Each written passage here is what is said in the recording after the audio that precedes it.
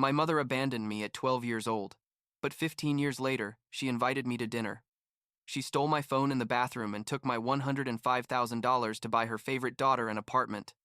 But I sued her, and now they sold everything to pay me back. I'm 27 years old. I work in finance. And honestly, I need to get this story off my chest because what my own mother did to me a few months ago, I'm still struggling to process. We're talking about her stealing over $100,000 from me, like literally all my savings from years of work, to buy an apartment for my half-sister. And when I say she stole it from me, that's not an exaggeration.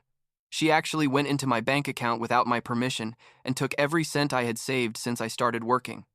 But I guess I should start from the beginning so this whole mess makes sense. My parents got divorced when I was like 7 years old.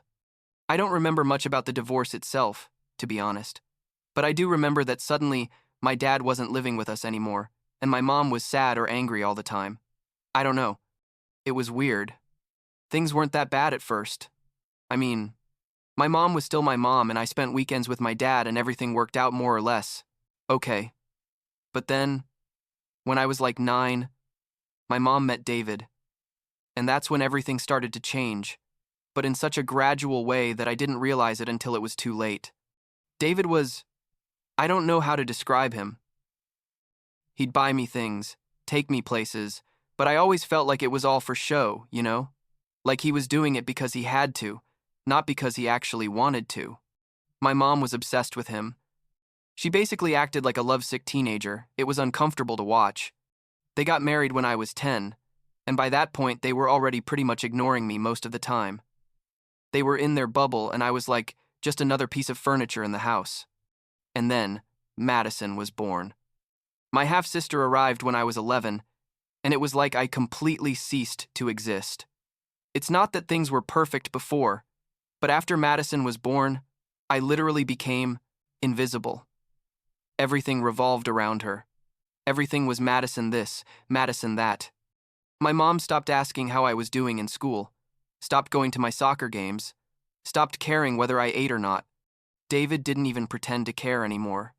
He basically treated me like I was an inconvenience he had to tolerate in his house. I remember perfectly the day I told my dad I wanted to live with him full time. I was 12 years old and had just spent my 12th birthday without my mom even remembering it. She was so focused on Madison that she didn't even remember it was my birthday. My dad bought me a cake and we celebrated just the two of us. And while we were eating cake, I told him, "Dad, I don't want to go to Mom's house anymore." And you know what? He didn't ask questions, didn't try to convince me to give my mom another chance. He simply said, "Okay, son, you can stay with me." And that's how I basically cut contact with my mom when I was 12 years old. During the next few years, like from 12 to 17, my mom didn't make any real effort to reconnect with me.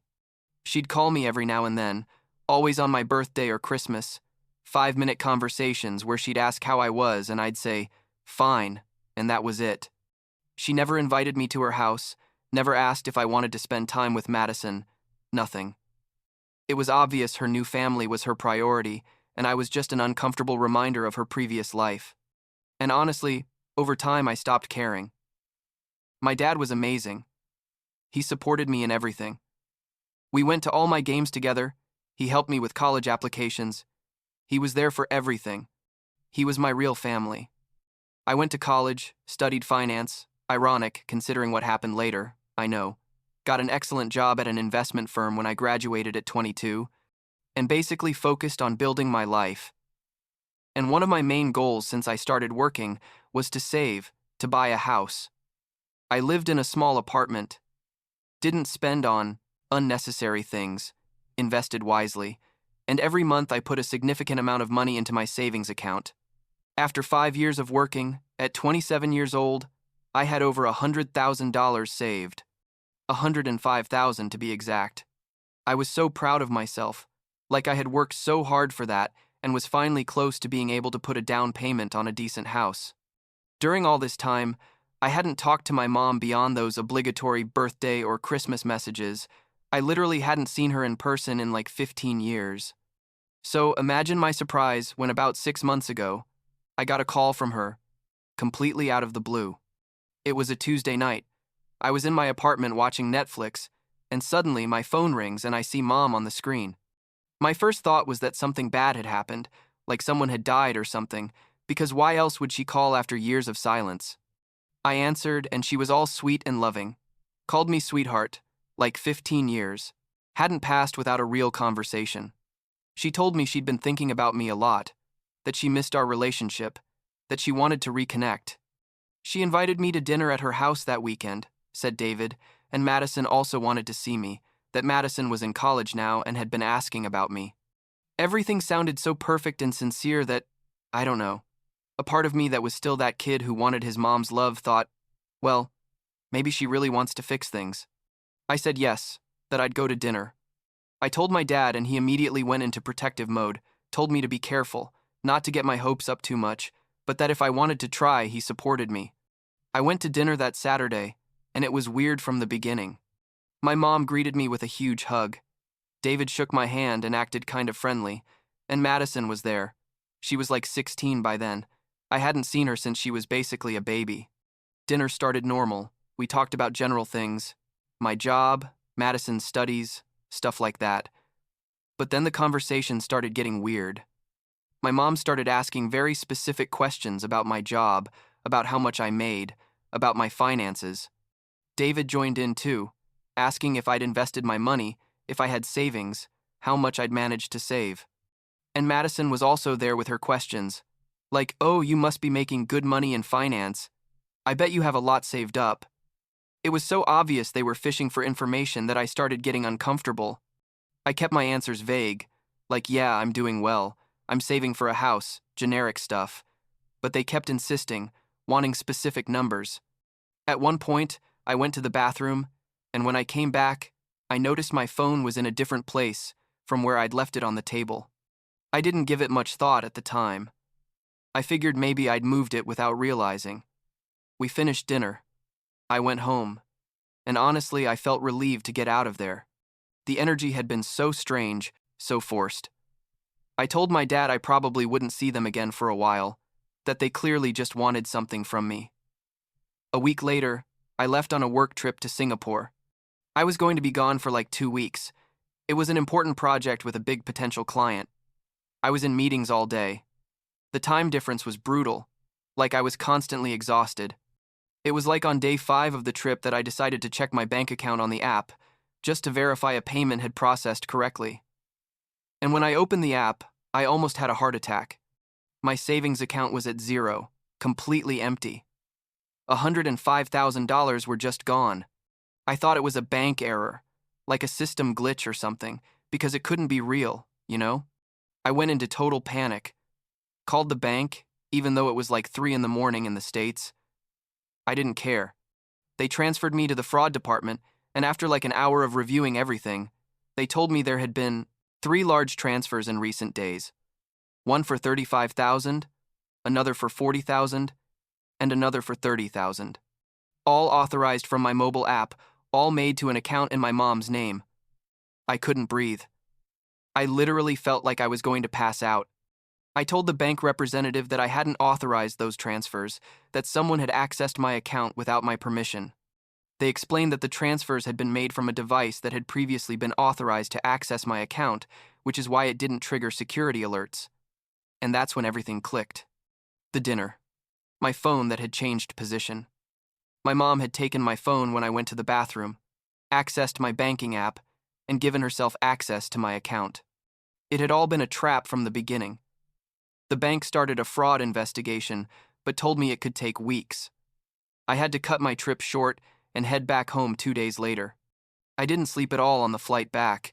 I was just sitting there in total shock, processing that my own mother, the person who gave me life, had stolen every cent I had. It wasn't just the money, though obviously that was devastating. It was the betrayal, the premeditation of it all. She had called me after years just to rob me. As soon as I landed, I went straight to my mom's house. I didn't call ahead. I just showed up and pounded on the door like crazy. David opened it, and when he saw me, his face completely changed, like he knew exactly why I was there. He started closing the door, but I pushed it and went in. My mom was in the living room, and when she saw me, she went pale. I yelled at her, Give me back my money now. And she had the nerve to act confused. Like, what money? What are you talking about? I showed her the bank statements on my phone, and she finally stopped pretending. You know what she told me, word for word, because I'll never forget it. She said, "We needed that money more than you. Madison needs an apartment near her university, and you don't have dependents. You don't have real responsibilities." She was basically telling me that my money, that I had worked 5 years to save, was less important than buying an apartment for her favorite daughter. I told her she had 24 hours to return every cent, or I was going to the police. David started yelling at me, saying I was ungrateful, that after everything they'd done for me, this is how I repaid them. And I was like, everything you did for me? Are you fucking kidding me?